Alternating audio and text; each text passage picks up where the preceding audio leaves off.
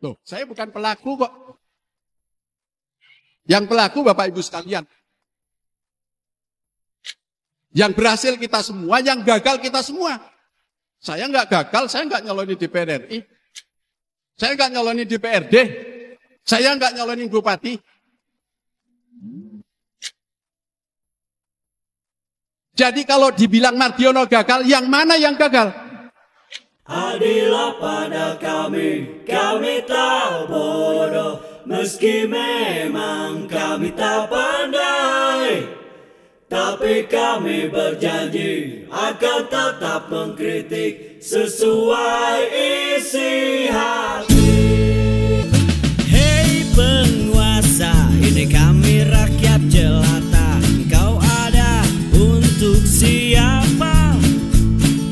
Hei penguasa, ini kami rakyat jelata. Mau sampaikan semua keluh kesah. Bekerjalah dengan hati pakai empati. Jangan banyak intrik, apalagi bikin taktik. Bijaklah dalam membuat peraturan. Jangan sampai bikin aturan yang berat sebelah. Pak, ini ada ketua P3, dia nggak mau disalahin katanya nih. Kira-kira gimana nih? Padahal P3 nggak lolos Senayan kan? Itu rame ya videonya ya, di upload juga sama Bang Ges Khalifah. Saya udah nonton juga tuh barusan tuh. Luar biasa ya, ini ciri-ciri pejabat yang biasanya tidak mau disalahkan. Jadi kalau menghadapi sebuah problem yang dia tidak bisa kendalikan, biasanya dia punya 3 jurus tuh. Jurus 1, dia mencari alasan sehingga kesalahannya bisa diminimalisir lah begitu ya. Jurus kedua, dia mencari pembenaran ya, bahwa apa yang dilakukannya itu sudah benar, jadi tidak salah.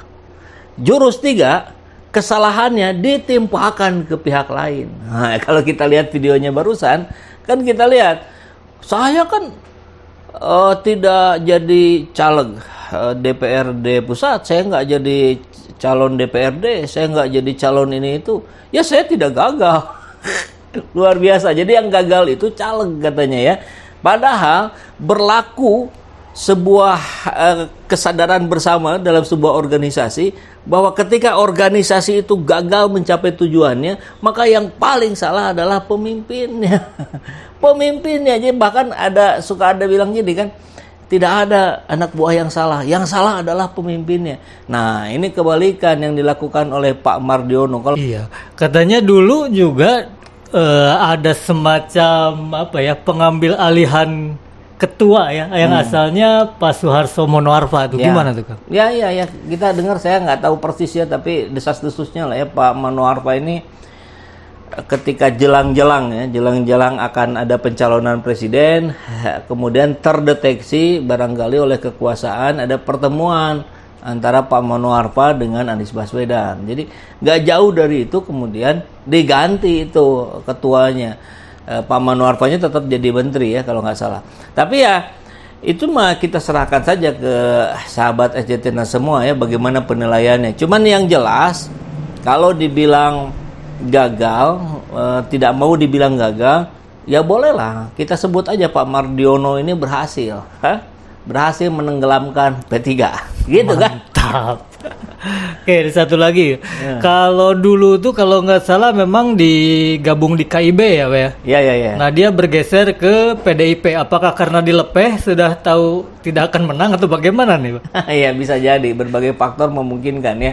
Cuman saya sih lebih tertarik kepada kalau Pak Jokowi nonton video Pak Mardiono itu, barangkali respon dia, loh itu kan gaya saya kok dia ambil. Kan gitu ya. Pak Jokowi kan ya semua begitu. Ya enggak tahu kok, tanya saya, tanya menterinya, tanya ininya, tanya itunya. Seolah-olah kesalahan selalu akan ditimpakan kepada pihak lain. Ini 3 jurus yang selalu dipakai oleh para pejabat, saya melihat selama ini begitu, ketika dia mulai mencari titik-titik aman buat dia tidak disalahkan. Padahal rakyat Indonesia ini pemaaf loh. Ini kalau minta maaf tuh pasti dimaafkan dan cepat lupa gitu. terhadap kesalahan para pejabat tuh cepat lupa. Harusnya legowo saja gitu. Kalau sudah begini apa yang terjadi? Ya citra P3 sudah tenggelam, rusak, kemudian ditambah-tambah dengan gaya yang disampaikan oleh Pak Mardiono ini yang tidak berani mengambil tanggung jawab atas kegagalannya. Ini tidak menjadi contoh buat pendidikan politik di Indonesia. Oke. Satu lagi nih, Pak. Yuk. Ini jadi satu lagi nih. Soalnya ini Nyambung. Iya, nyambung ya. Nah, peran dari Sandiaga Uno yang dulu ngebet tuh gimana tuh, Pak? Ya, benar. Harusnya sih Pak Sandi ini tidak memanfaatkan P3 hanya sekedar batu loncatan saja ya.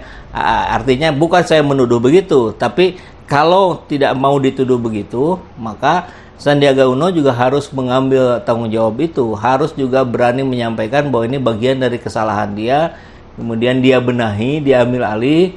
Kalau boleh gitu, kalau boleh saya usul, sudah tanggung lah Pak Sandiaga Uno, naikkan aja jadi ketua P3, kemudian dia benahi dengan caranya dia membenahi bisnisnya. Nah, tapi ini sih sebenarnya agak ironi juga ya.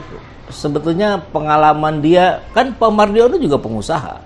Kita lihat banyak pengusaha yang merangkap politikus kemudian mengolah peta politik itu seperti mengolah bisnisnya dia. Mungkin di bisnisnya berhasil tapi di sini gagal.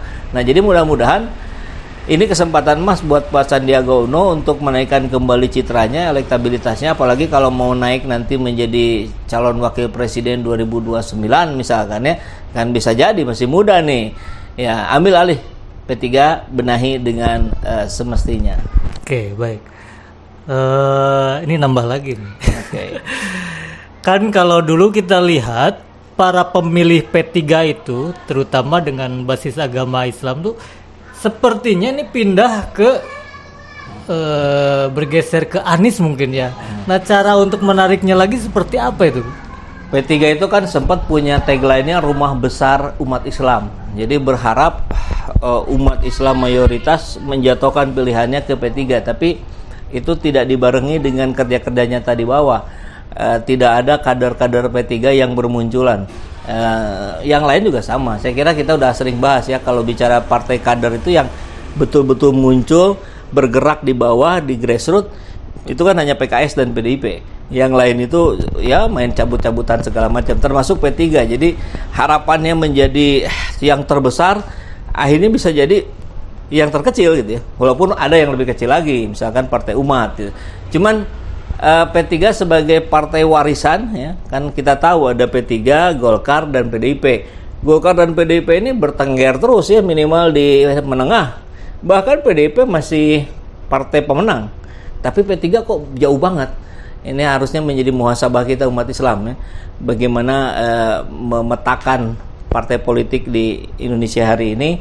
Mungkin umat Islam sudah benar tidak memilih P3 gitu, tapi memilih partai Islam yang lain, karena ya kita tahu P3 sendiri tidak muncul tokoh-tokohnya, tidak muncul karakternya yang bisa menarik simpatik umat Islam. Saya kira sih begitu. Nah, lalu kira-kira nih ya, apakah P3 bisa meningkat elektabilitasnya ketika langsung saja sekarang misalkan di pilkada, andaikan Pak Anies nih maju di pilkada Jakarta, mendukung Pak Anies, kira-kira naik nggak, Pak? Ya pasti, kan Anies itu sudah terbukti menaikkan perolehan kursi Nasdem, PKB, PKS ya. PKS sih nggak terlalu besar naiknya karena barangkali sudah dianggap identik gitu ya. PKS itu ya Anies itu PKS. Tapi kalau Nasdem itu kan agak berbeda wilayahnya, ceruk pasarnya beda, sehingga Anies Baswedan menjadi magnet untuk menarik ceruk pasarnya Nasdem, ceruk pasarnya PKB. Kalau P3 dukung Anies, anggap ya di pilkada Jakarta, saya kira minimal untuk Jakarta akan menaikkan tawaran, akan menaikkan elektabilitas P3 di 2029 nanti. Saya pasti yakin begitu. Oke, mantap, karena Anies sendiri sudah bisa menyatukan yang kemarin ya. PKS dan NU yang PKB. Nah, ini kayaknya P3, tapi saya rasa juga agak sulit juga ya kemungkinannya. Tapi oke lah. Kan gini, Anies berhasil menyatukan PKS dan PKB yang dianggap tidak akan pernah bisa bergabung. Ternyata bisa kemarin dan sangat mesra sekali itu akhirnya PKS dan PKB. Kemudian hari ini kita melihat sinyalemen yang begitu kuat akan bergabungnya antara PDIP dengan PKS. Ini apalagi dianggap air dan minyak gitu. Tapi naga-naganya kita lihat indikasinya kok semakin mendekat dua-duanya gitu. Karena ada magnet di tengahnya yang bernama Anies Baswedan. Kalau P3 mau mengambil kesempatan itu, ya saya kira tidak ada jalan lain kecuali mendukung Anies.